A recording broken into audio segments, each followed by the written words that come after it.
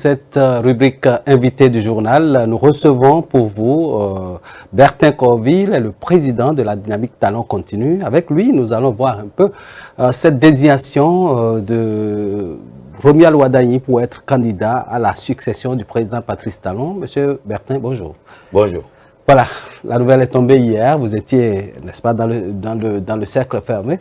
Dites-nous, qu'est-ce que cela fait de savoir que finalement Patrice Talon a décidé de choisir son ministre des Finances pour être son successeur?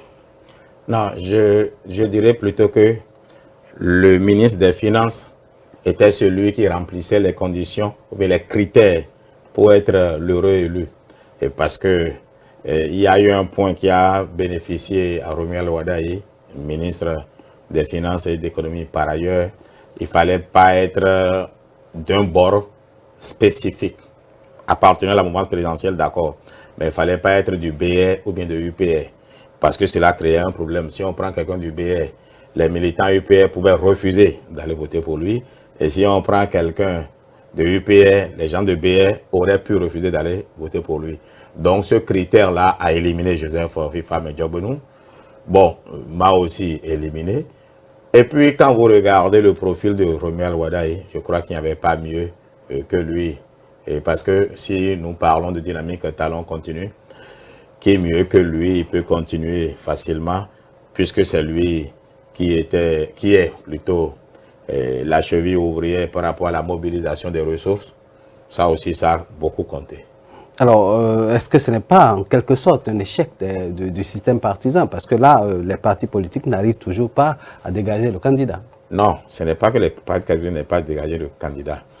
Nous sommes, je vous ai toujours dit, dans un barbarisme où le chef de l'État a une relation politique polygamique. Alors, quand vous avez deux partis politiques soutenant ou bien quatre soutenant le chef de l'État, on prend le candidat de quel bord? Donc, la réalité s'est imposée in fine. Et bon, le chef de l'État, dans sa sagesse infinie, a demandé que ce soit plutôt celui qui appartienne à tout le monde à la fois. Et Romuald Wadayi remplissait plus facilement cette condition. Imaginez qu'on m'ait pris, moi. Très qualifié, oui, par rapport à l'économie et tout ce que vous voulez. Mais j'aurais eu des adversaires dans UPR qui ont dit « Ah, il nous critiquait ici ». Dans BR, j'aurais eu des adversaires, oui, il est allé sur ce plateau se moquer de moi ou bien me critiquer. C'était mon handicap. Si on prend Joseph Djobounou, pareil, on va lui parler, lui sortir de son certificat de conformité, enfin, beaucoup de sujets. Donc, vous voyez, Wadayi a eu la chance, enfin, Dieu l'a préservé, lui. Peut-être ça a été fait à dessein, j'en sais rien. Toujours est-il que Dieu l'a préservé de certaines tares que beaucoup traînaient, au fait. Alors, aujourd'hui, on lui adjoint donc, Talata. Est-ce que vous pensez que ce duo-là peut faire l'affaire? C'est surtout ce qu'il faut faire. Je ne sais même pas que c'était déjà acté. C'est du reste ce que je souhaite. En réalité, Talata, ayant déjà fait 5 ans au même poste, a construit un réseau. Romuald apparaît un peu comme l'homme de l'ère Adjatado, même s'il a des relations avec Parakou, puisqu'il a grandi à Parakou. Mais Talata aussi est vu, est l'homme du Nord par excellence. Oui, Talata est vraiment celle qu'il fallait. C'est le meilleur choix. Alors, on s'attend à quoi dans les jours à venir? Ben, on s'attend à ce que la pré-campagne soit lancée. On s'attend, enfin, en ce qui nous concerne, nous, à la dynamique Talon continue avec Talon au Talon. Désormais, ce serait la dynamique Talon continue avec Wadayi. Puisqu'on sait au moins qui est désigné, n'est-ce pas? Et nous allons parcourir tout le pays, aller voir les têtes couronnées, les sages, les journalistes, et même organiser, pourquoi pas, un dîner de presse pour présenter le candidat. Et je vous le dis tout de suite, comme Napoléon, j'ai décidé de me donner le chapeau moi-même, être le communicant en chef du candidat, parce qu'on ne voit pas mieux que moi dans notre mouvance, même dans le pays, pour le vendre, parce qu'il a une position délicate. On peut vouloir lui attribuer ce qu'on reproche au gouvernement Talon, alors qu'en réalité, lui, il ne mobilisait que les ressources. Quoique, ayant été 9 ans dans un régime, vous ne pouvez pas vous soustraire à son bilan, mais on ne peut pas lui reprocher certains pans du bilan. Et c'est pour ça qu'il faut trouver quelque chose qui ait de la psychologie pour prendre le vin ancien et en faire de nouveau. Et c'est relativement mon métier. Je crois qu'à cette là je vais bien réussir. Aussi, il faut remettre le Wadaï parce que les encours de dette, les investissements qui ont été faits, les projets en cours, il peut facilement et mieux les terminer.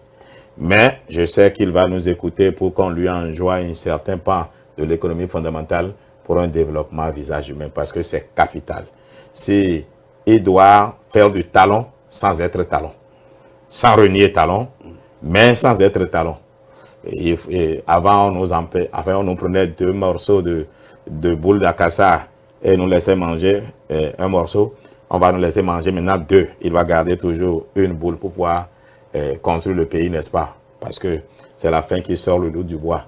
Si la même rigueur telle qu'on l'a connue durant 10 ans continue, les Béninois vont se révolter et je serai là à côté de lui pour éviter cela en faisant de telle sorte que on mange relativement mieux aujourd'hui parce qu'on a déjà fait une bonne partie de ce qui est utile pour construire les fondamentaux du développement. Voilà, cette entrevue tire à sa fin. Votre mot de fin? Je voudrais dire à son Excellence, Monsieur le Président en devenir, Romuald Wadaï, que nous sommes à sa disposition comme des soldats, des lieutenants prêts à nous battre et nous lui conseillons de s'ouvrir à tout le monde. Il faut qu'il soit le candidat de l'opposition et de mouvement. De toute façon, lui n'a pas d'opposition, puisqu'il n'a jamais été président encore. Donc, il doit aller vers tout le monde pour qu'il ratisse large. Même dans LD, puisqu'il n'est pas le candidat de UPR ni de BR, il faut qu'il soit le candidat aussi de LD, de l'abstentionnisme, qui sont 62%.